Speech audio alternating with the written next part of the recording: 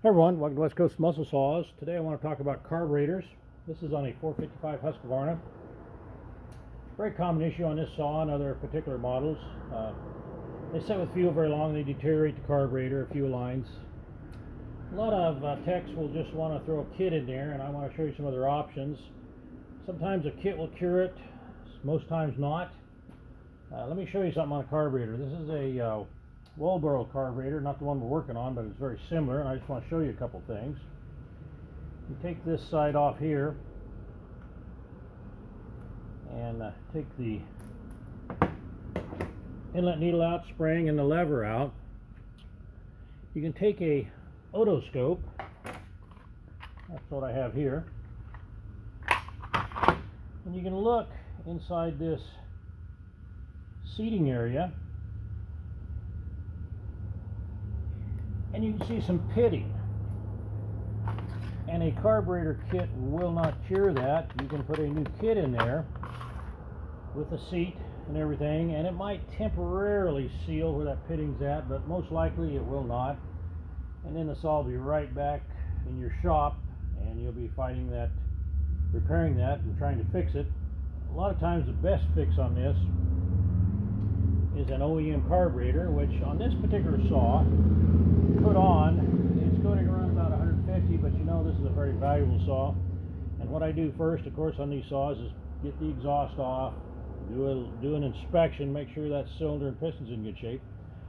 And if it's a good candidate, then of course it's well worth putting the new carburetor, OEM carburetor fuel lines in, and then educating your customer on how to try to keep the fuel from deteriorating his carburetor. And one of the things we found that works here on the West Coast is to buy the premix. You know, there's several brands of it: Steel, Husqvarna, Echo. It's premixed, it's got the higher octane. If you will drain your fuel reservoir and put the fresh premix in and start and run the saw, that fuel is good for 2 years. It's one of the best things I've found for trying to preserve those carburetors over the storage time. Okay, anyway, we're going to take this carburetor off on a 455, 460. They're pretty much the same saw, just different displacement. Top cover's off, air cleaner's off. You're going to want to reach in here and trip that blue lever. You're just going to lift slightly and pull back. That releases the linkage, and you just grab the linkage and it's out. You don't want to pull that blue lever all the way off. Just leave it in place. Unhook your wires. There's two little rubber buffers here on each side of the air intake, and you're going to gently pry that back and pop out each side, and that carburetor is free except for your fuel lines, which we're going to take off, and the bolts on the back. There's 4 bolts, and we're going to take all 4 of them out.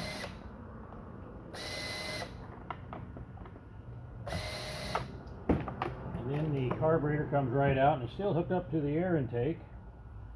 Don't lose your bolts. Tilt it to the side. Release that choke. And you've got your carburetor. And I do sell this carburetor kit with hoses.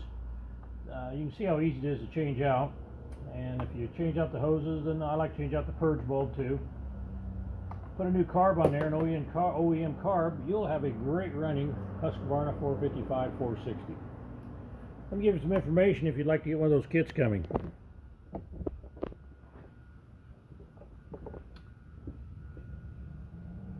There's the information, sawking@hotmail.com, phone number 541-863-5387.